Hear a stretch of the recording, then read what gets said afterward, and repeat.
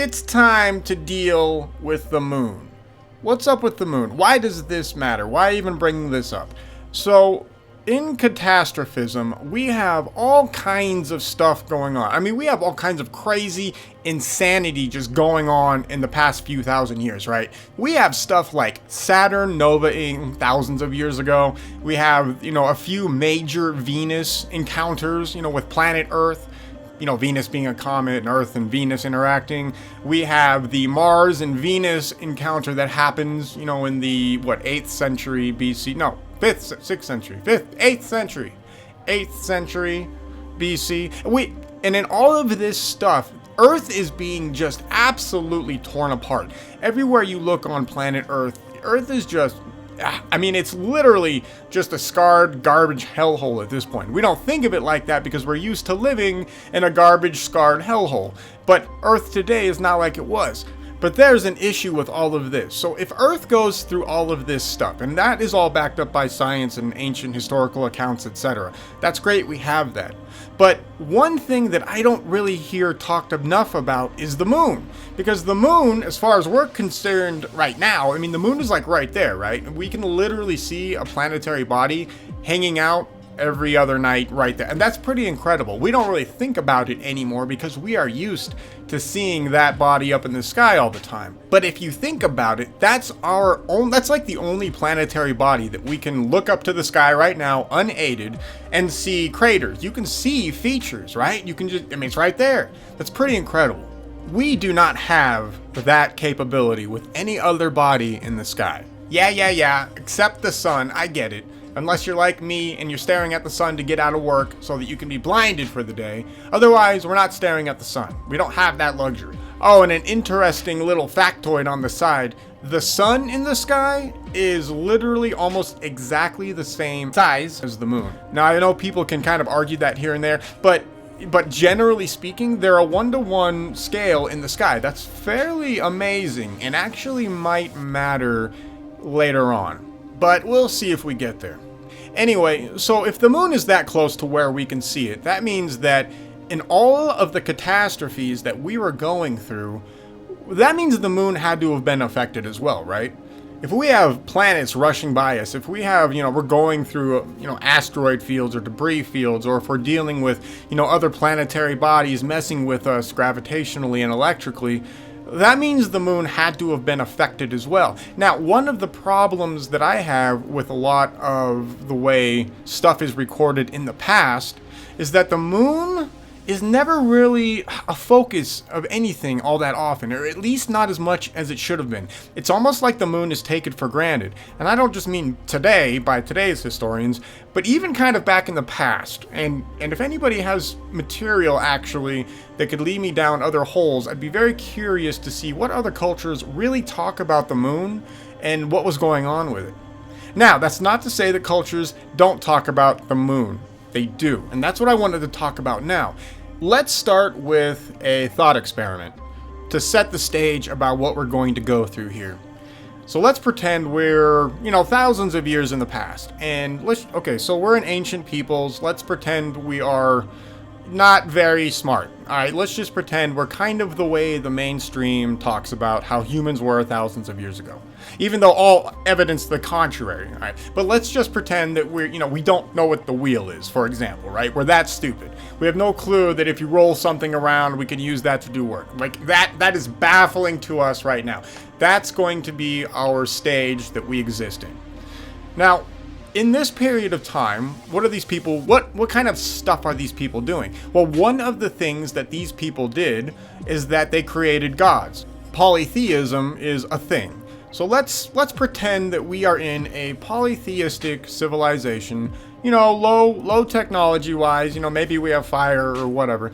But we are a civilization that believes in multiple gods, right? There's a god for rain, there's a god for thunder, there's a god for water, there's a god for, muffins. You have gods for everything. That's what mainstream history kind of tells us how people were back then. This begs the question, why? Why do we have so many gods? What's the point, of a god of feet and a god of sand or whatever? Like, we have all these gods. Well, the gods are supposedly created to explain scientific principles that, you know, the ancients, or us in this case, we're pretending to be ancients. We're too stupid to know what rain is. We're too dumb to figure out what lightning is. You know, we're too dumb to understand a river flooding. So we need a god of floods because, you know, that's the only possible way that we could ever conceptualize that. So we get all these gods, and that is now our civilization's explanation. All right, fine. And mainstream agrees with that.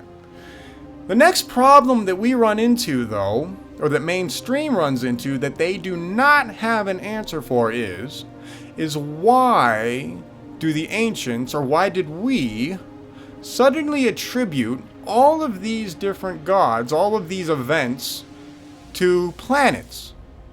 So we're so stupid that we don't understand what a river overflowing is, but we're smart enough to know the difference between a planet and a star. And we are also able to track these things in the sky fairly well.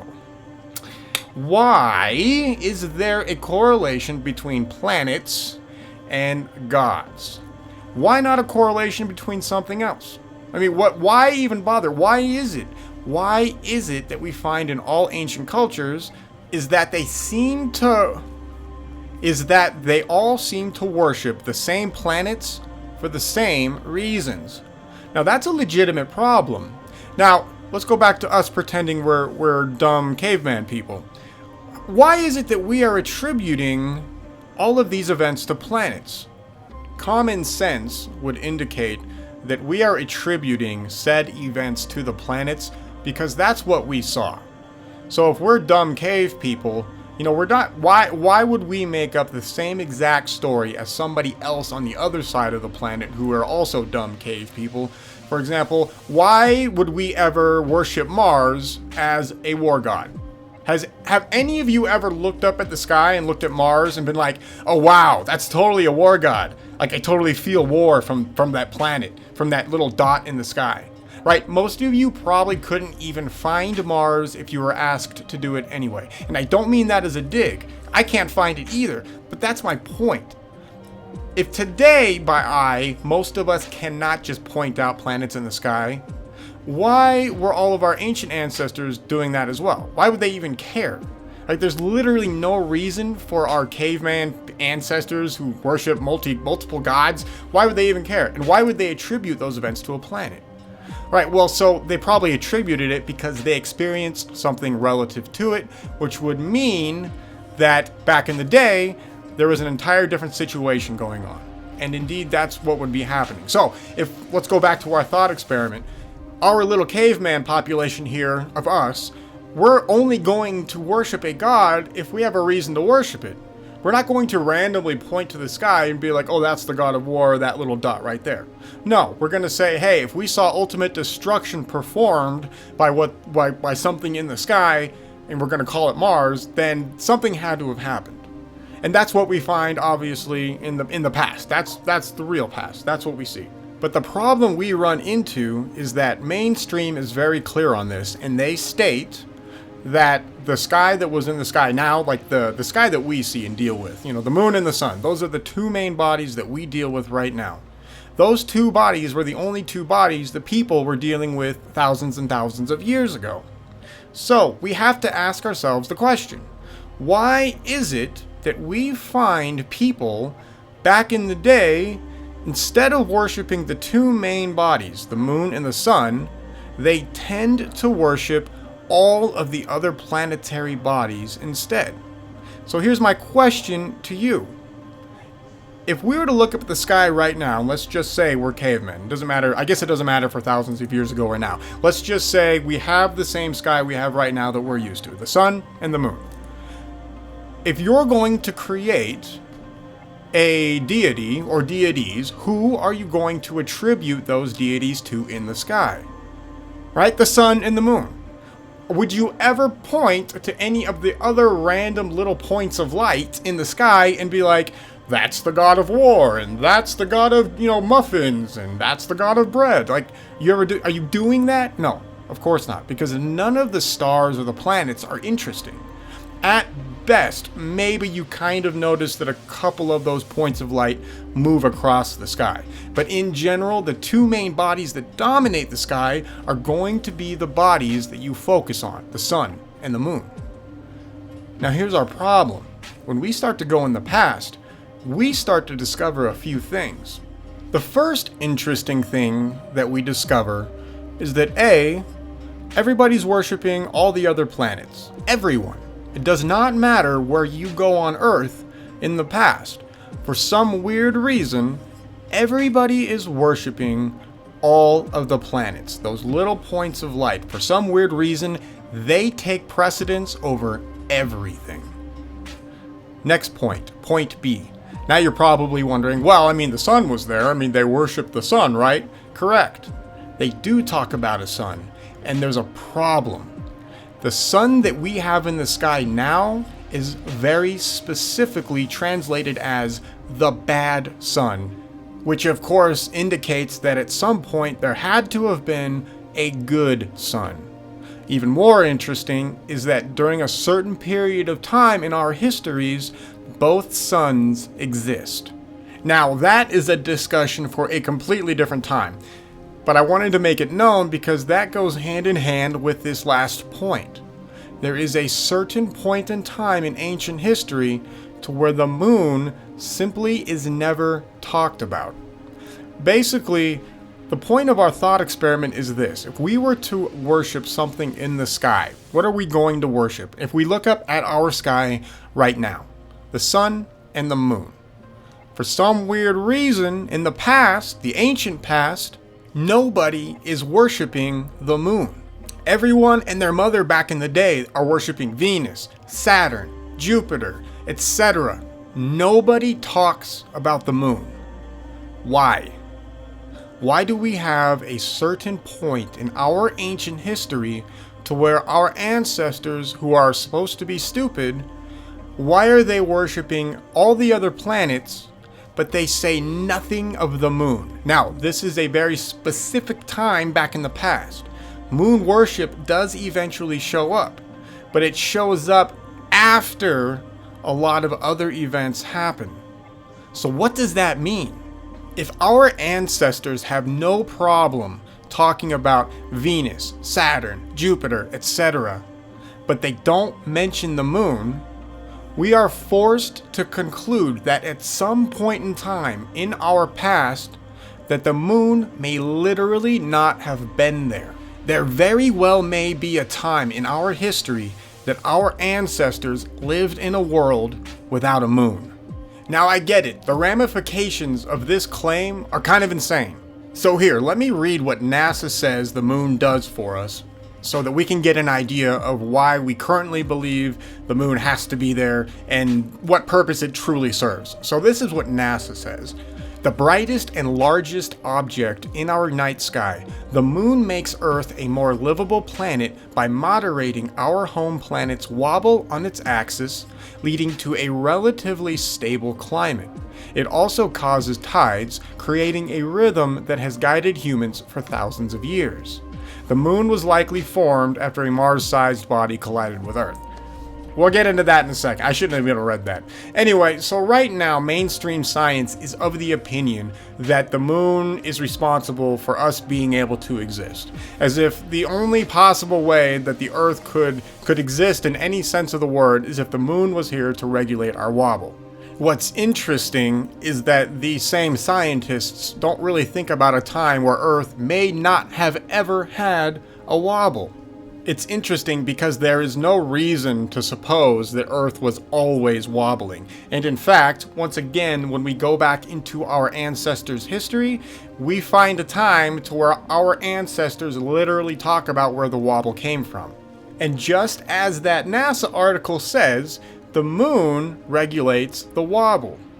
So it's very weird that we have a time in our ancient histories to where the moon may not have existed and the Earth was not wobbling. There is a time when you go far enough back to where the concept of seasons on the Earth don't exist.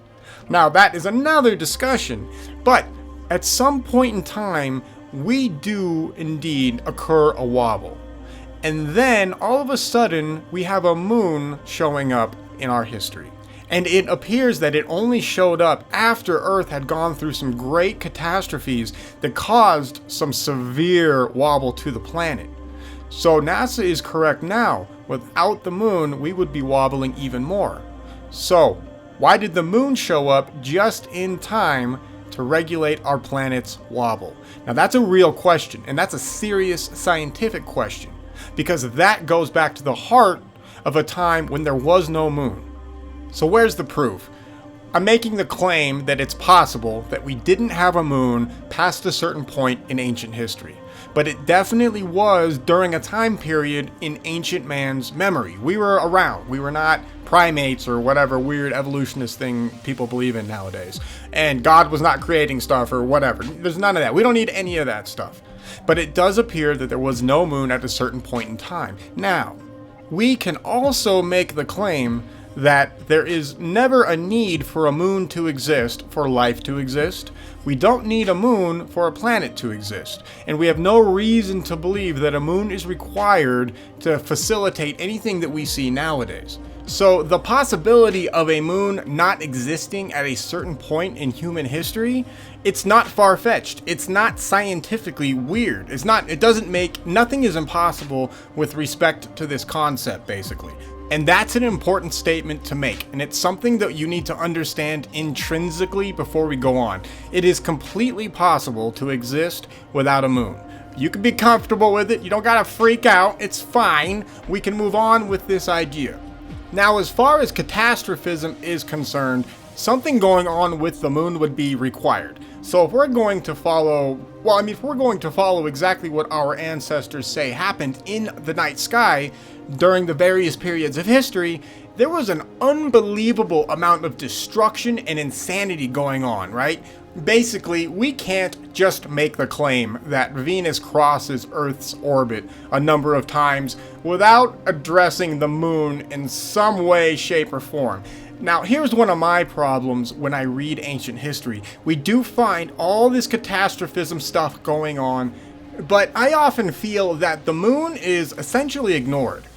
I know in some ancient cultures, the moon may actually be there and we are not translating the words correctly. That's a possibility. Or a planet's name is being confused for a different planet. There's a lot of problems with translations, right? And sometimes the different names can get confused, or even the authors themselves meant one thing or another thing and we are missing the point because, we're thousands of years later. We don't know. So because we're out of the loop on that kind of a situation, we run into problems with identifying the moon in some cultures. So I realize that, and I want to throw that out there because it's something that bothers me as well. But regardless, there's still a point in time where nobody talks about the moon. So let's cover a few instances of this just to set the stage. For example, in Bolivia, in Tiwanaku, there's a place called the Courtyard of Kalasasaya. Now, this courtyard provides evidence that the moon actually came into orbit around the Earth at a specific moment in time thousands of years ago. Even more interesting is that the calendar in the gate of the same site also shows evidence that a smaller satellite once rotated around the Earth. Now, when dealing with catastrophism, all kinds of stuff is going on. You literally have planets switching orbits. You have moons bouncing around here and there. Now, the Earth is only involved in so much of that, but we also have to count that the moon was up there being involved as well. So there is no reason to believe that the moon has been with us forever. There's no reason to believe it's been sitting up there for billions or millions of years or whatever. We don't need to believe that, and our ancestors record that that was not the case either. Now, the issue dealing with the moon goes back way far back, and this is one of the problems that we're going to have if we want to pinpoint a time when the moon has shown up. Now, I don't have a time when the moon showed up. I have not discovered that in any of my studies, but what I have seen is that it certainly does appear that at some point in time there was no moon and then it shows up.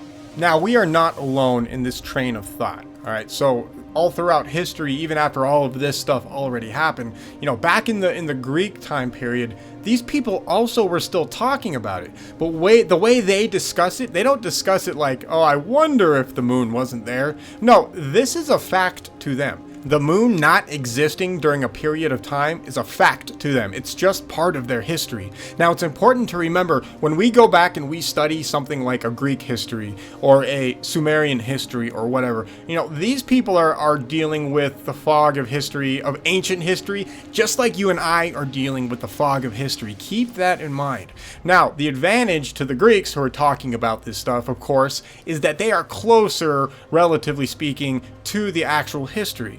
So whatever has been transmitted down historically is going to be more embedded in the way they think of the world than we think of the world now, right? We're just not as close to that level of history. But they were, and they talk about it.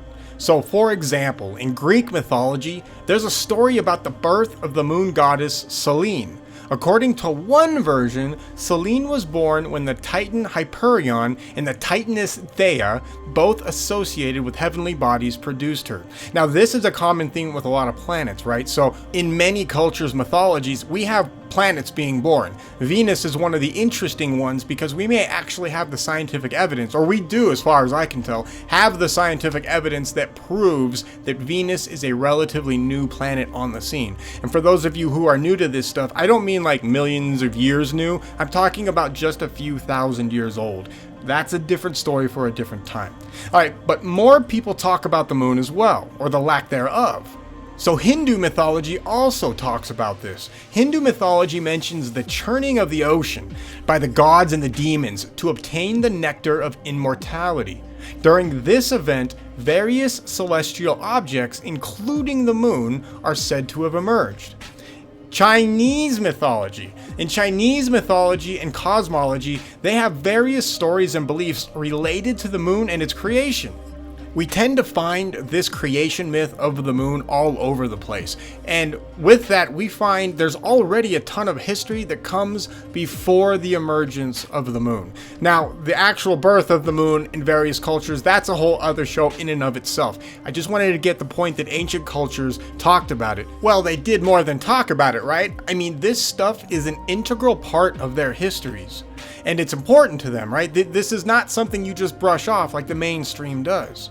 And we have more examples, right? We have ancient Egyptian mythology that discusses the moon. We have ancient Norse mythology. I mean, you have mythologies all over this planet that discuss seeing the moon come about. Now, it's all kind of cryptic because A, there's going to be translation issues, and B, the way the stories are told will sometimes sound just absolutely insane. We'll talk about that stuff later, but I wanted to set the stage to show that there's tons of precedents for there not being a moon in our past. Alright, so that's all the ancient stuff. Now, as we progress throughout history, the concept of the moon being new is still a thing. For example, in ancient writings and traditions, you can find proof when the moon did not exist. Democritus and Anaxagoras mentioned that there was a time when there was no moon that could be seen in the sky. In describing the history of the Greek region of Arcadia, Aristotle writes that the Pelagians lived in the area since very old times, at a time when the moon did not exist. Now, the Pelagians, am I saying that right? And I'm sorry if I'm messing that one up. The Pelagians are a whole other interesting story because these are the people that the Greeks believed were there before the moon. I mean, that is literally what they are. They are the people from the old times. And that could get into some of your Atlantis stuff and God knows what else. Moving on. Okay, so we also have Apollonius from Rhodes mentioning something similar. Now, he talks about a time when not all of the celestial objects existed in the sky. And this is a common theme that we find all throughout later history, later ancient histories, when a lot of this stuff has already happened. Alright, so before the time of the Deucalion and Pyrrhus generation, before a cataclysm, before Deucalion's flood, there's two main flood myths that kind of permeate all of ancient history. The Deucalion flood myth is one of them. Don't mix that up with the other flood. Okay, we'll move on. So, Now, these guys talk about when the moon did not exist and the only humans that did exist were the Pelagians living on the mountains of Arcadia. Now, these inhabitants of Arcadia were also known as the Proselenists, meaning those that were before the moon in Greek. Now, why would we even have this story?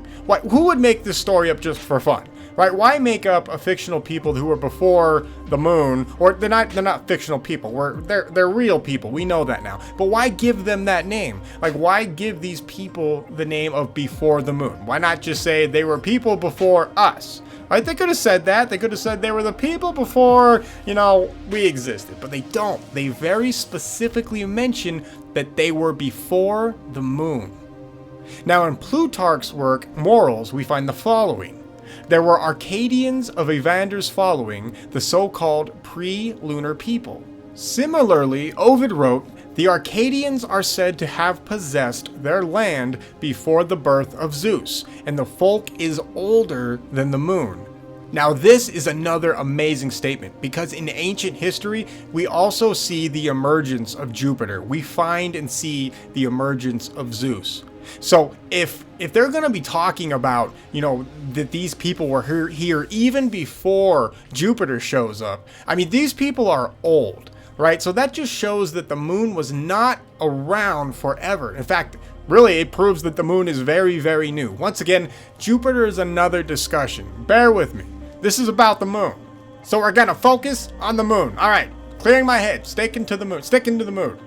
So we're going to focus on the moon. All right, so Stephanus of Byzantium wrote, Arcadians and females both exist before the moon. Hippolytus refers to a legend that Arcadia brought forth Pelasgus of greater antiquity than the moon. Lucianos, in his astrology, says that Arcadians affirm in their folly that they are older than the moon. We have the oral traditions of the Colombian Indians in the Bogota highlands of the eastern Cordilleras of Colombia refer to a time before the moon. In the earliest times, when the moon was not yet in the heavens, say the tribesmen of the Chibchas.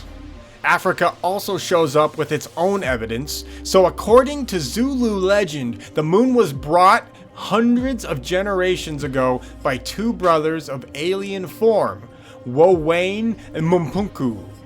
Now that's crazy. So basically what we have established is that all over this planet, there was a time in ancient history where the moon just didn't exist. It wasn't there. And that makes sense, because if we're going to go with all the catastrophism stuff, if we are going to take all of our ancestors' history seriously, if we're going to say that all of this destruction was happening on a cosmological scale, obviously the moon is going to be impacted. And so it's not going to be weird that the moon is not there at a certain point in time.